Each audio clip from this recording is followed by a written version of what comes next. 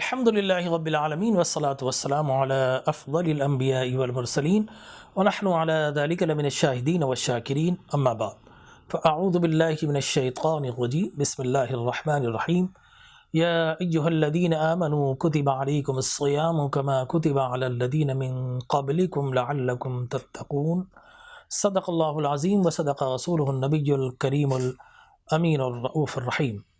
محترم مکرم معظم و محتشم ناظرین کرام، السلام علیکم ورحمۃ اللہ وبرکاتہ۔ اللہ تبارک و تعالیٰ کا بے پایا کرم ہے، احسان ہے، اس کی بندہ پروری ہے کہ ایک مرتبہ پھر اس نے ماہ رمضان کی مقدس بابرکت سعادتیں ہمیں عطا فرمائی، اور یہ وہ مہینہ ہے ناظرین کرام جس میں اللہ تبارک و تعالیٰ کی رحمتیں سیلاب بن کر، ایک سونامی بن کر بندے کو اپنی آغوش میں سمیٹ لیتی ہیں۔ یہ اللہ کے انعام و اکرام چھما چھم جس مہینے میں برستے ہیں اسے ماہ سیام، ماہ رمضان کہا جاتا ہے۔ اور آقا کریم علیہ الصلاۃ والتسلیم نے فرمایا کہ رجب شہر اللہ و شعبان شہری و رمضان شہر امتی، کہ رجب اللہ کا مہینہ، شعبان میرا مہینہ اور رمضان میری امت کا مہینہ۔ شعبان رسول اللہ کا مہینہ کیوں ہے؟ تو میں اپنے ذوق کے لیے ایک حدیث مبارک دیکھتا ہوں کہ شعبان ہی وہ مہینہ ہے جس کی 27 تاریخ کو اللہ کے پیارے حبیب لبیب علیہ الصلاۃ والتسلیم پر آیت درود نازل ہوئی۔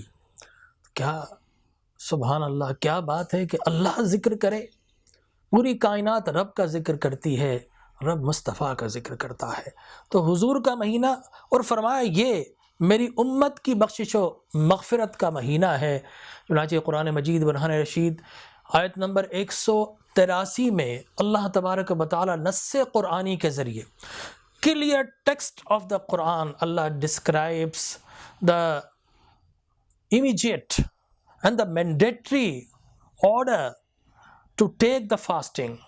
اللہ تبارک و تعالیٰ آرڈر دے رہا ہے، یہ اللہ کا حتمی اور قطعی حکم ہے جو سورہ بقرہ میں اللہ تبارک و تعالیٰ نے ارشاد فرمایا ہے کہ اے ایمان والو، ماہ سیام کے روزے تم پر فرض کیے گئے ہیں۔ اور جب فرضیت رمضان کی بات کرتے ہیں تو اس ضمن میں یہ کہوں گا کہ ماہ رمضان کے روزے ہر مسلم، عاقل، بالغ، مقیم، صحت مند مرد اور عورت پر اللہ تبارک و تعالی نے فرض فرمائے ہیں۔ لہٰذا اگر ہم نماز کی بات کریں تو نماز سفر کے اندر گو کے عادی ہوتی ہے، لیکن پڑھنا ہے۔ اگر مرض ہے، بیماری ہے، تو آپ کھڑے ہو کر نہیں پڑھ سکتے تو بیٹھ کر پڑھ لیجئے، لیکن بیٹھ کر نہ پڑھ سکیں تو لیٹ کر اشاروں سے پڑھ لیجئے، لیکن نماز لازماً پڑھنی ہے۔ اور روزے میں یہ فرق ہے کہ اللہ تبارک و تعالی نے رخصت عطا فرمائی ہے کہ اگر کوئی بیمار ہے تو ایسی صورت کے اندر وہ روزہ بعد میں قضا کر لے۔ There are two types of the diseases. One is chronic and other is acute.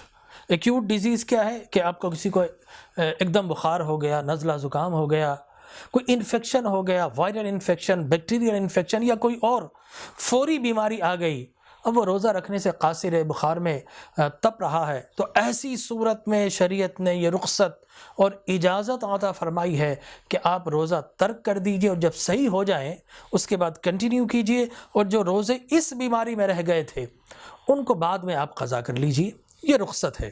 اسی طریقے سے دوسری قسم کے بیمار وہ لوگ ہوتے ہیں جو بڑھاپے کی عمر میں پہنچ گئے، اتنی نقاہت طاری ہو جاتی، روزہ نہیں رکھ سکتے۔ کچھ ایسے ہوتے ہیں جن کو کڈنی ڈیزیزز ہے، رینل فیلئر کے پیشنٹس ہیں، یا پھر کچھ ایسے ہیں جو کرونک ہارٹ ڈیزیز میں مبتلا ہیں، یا کوئی بھی ایسی بیماری جو لانگ لاسٹنگ ہے، بہت عرصے تک چلنی ہے، انسان کی لائف کمپرومائز ہو چکی ہے، جس طرح ڈائبٹیز ملائٹس ایک بیماری ہے، شوگر کا مرض ہے۔ ایسی صورتوں میں ڈاکٹر سے ایڈوائس لیجئے۔ اگر ڈاکٹر کہتا ہاں آپ جو ہے وہ فاسٹنگ میں جا سکتے ہیں، روزے میں جا سکتے ہیں، اور ان اوقات میں آپ شوگر کی دوائی لیں، تو ایسی صورت میں آپ روزہ رکھ لیجئے۔ لیکن ڈاکٹر اگر منع کرے تو پھر آپ کو شریعت نے رخصت دی ہے کہ آپ روزہ نہ رکھیں۔ لہٰذا وہ پیشنٹس، وہ بیمار جن کے پاس فوری ریمیڈی کوئی نہیں ہے، لیکن اگر ان کو روزہ رخصت دیتا ہے نہ رکھا جائے، تو اب یہ سوال پیدا ہوتا ہے الٹرنیٹ کیا ہے؟ تو الٹرنیٹ بھی قرآن نے بتایا کہ ایسے لوگ جو کہ مالدار ہیں اور روزے کا فدیہ دے سکتے ہیں تو پھر ہر روزے کا انہیں فدیہ دینا ہے۔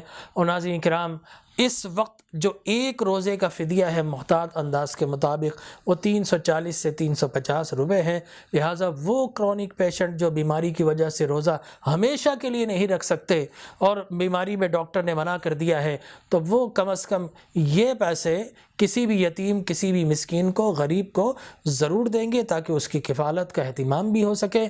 اور اس کے ساتھ ساتھ ایسے لوگ جو بالکل فدیہ بھی نہیں دے سکتے تو پھر لا یکلف اللہ نفسا الا وسعها، جب ان کے پاس مال نہیں تو اللہ کی طرف سے سوال بھی نہیں، اللہ خود تخفیف فرمائے گا۔